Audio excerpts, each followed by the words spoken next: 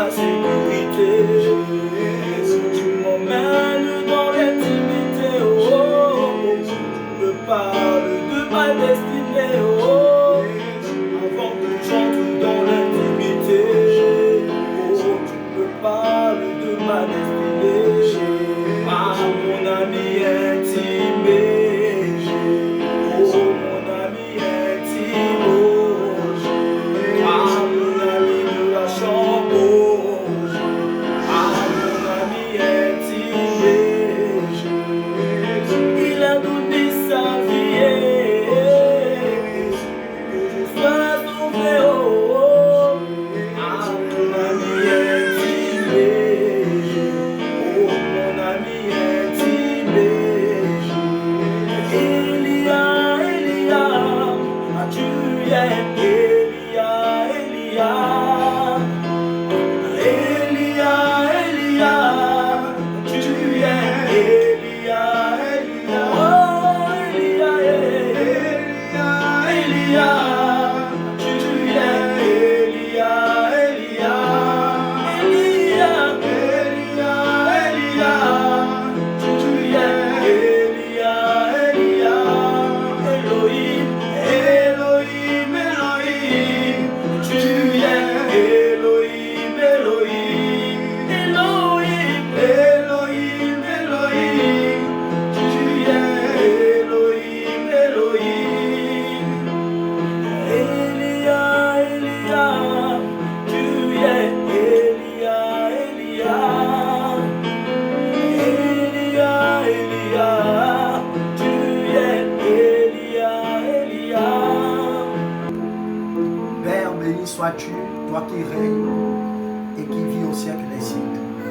Alors que nous voulons nous attabler autour de ta parole, dans cette émission au pied de la croix, nous t'en supplions, conformément au livre de Psaume dans son chapitre 119, au verset 130, ta parole déclare que la révélation de ta parole est claire et elle donne de l'intelligence aux hommes saints. Révèle-nous ta parole et fais de nous des fils de lumière. Ceci pour la gloire du Père, au nom de Jésus. Bien-aimés, nous vous saluons dans le précieux et glorieux nom de Jésus. Nous sommes à votre émission au pied de la croix et nous partageons la parole de Christ comme nous avons l'habitude de le faire. Cette semaine, nous sommes sous le thème la présence de Dieu. Le texte qui abrite notre émission se trouve dans le livre de Jean, le chapitre 11. Nous allons lire les versets 32, il est écrit ceci. Marie parvint à l'endroit où était Jésus. Dès qu'elle le vit, elle se jeta à ses pieds et lui dit, Seigneur, si tu avais été ici, mon frère ne serait pas mort.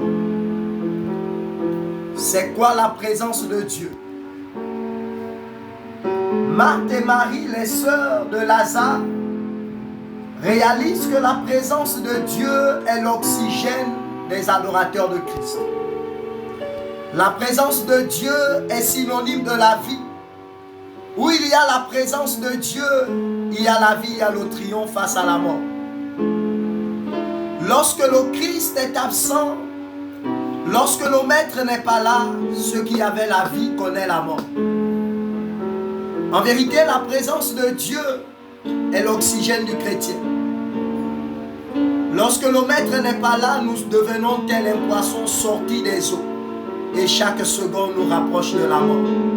C'est en cela qu'il a dit dans Jean le chapitre 20.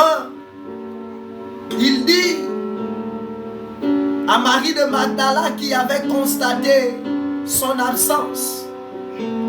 Il dit à Marie de Magdala, va dire à mes frères que je suis ressuscité. La résurrection est la présence permanente de Dieu dans le corps du Christ. À chaque fois que nous parlons de la résurrection, nous précisons et nous confirmons la présence de Dieu. Alors qu'il connaît l'ascension, dans Matthieu 28, il nous précise quelque chose. Il dit, je suis avec vous chaque jour jusqu'à la fin du monde. Quelle est donc l'importance de la présence de Dieu? La présence de Dieu est un abri pour nous les adorateurs sur la terre. Rappelez-vous, il nous l'a dit dans la chambre haute, dans sa prière sacerdotale. Il a dit, vous êtes dans le monde, mais vous n'appartenez pas à ce monde. Et donc pour marquer le fait que nous n'appartenons pas à ce monde, la présence de Dieu est notre oxygène. Lorsque l'oxygène y est, la vie y est. Lorsque l'oxygène y est, il y a le mouvement. Pourquoi l'Église aujourd'hui n'arrive plus à influencer? Pourquoi les adorateurs n'arrivent plus à voir le dessus et le triomphe? Parce qu'ils sont sortis de la présence de Dieu. Lorsqu'Adam et Ève étaient sortis de la présence de Dieu, ils ont connu la mort spirituelle. Bien-aimé, je veux te dire quelque chose ce jour. Il est possible que tu aies des enfants. Gloire à Jésus. Il est possible que tu aies un compte. Il est possible que tu aies construit des maisons. Mais les premiers morts vivants appelés Adam et Ève dans Genèse chapitre 3, il est précisé que Adam et Ève avaient créé selon leur image et leur ressemblance. Ils avaient eu des enfants, mais ils étaient considérés comme des morts. Bien-aimés, la résurrection du Christ qui marque le départ de la foi chrétienne, il est écrit dans 1 Corinthiens chapitre 15, on dit, si Christ n'est pas ressuscité, notre foi est vaine. Et nous faisons de Dieu un menteur, car il est écrit que Dieu l'a ressuscité d'entre les morts. La présence de Dieu exige l'Église à devenir spirituelle. Car Paul le dit dans 1 Corinthiens 15, les versets 19, il dit, si c'est seulement dans cette vie que nous espérons en Christ, nous sommes les plus malheureux des hommes. La présence de Dieu est l'assurance que l'Église triomphera de la mort. La présence de Dieu est l'assurance que les adorateurs que nous sommes, nous n'agissons pas, nous n'apprenons pas, nous ne travaillons pas, nous n'adorons pas ceux.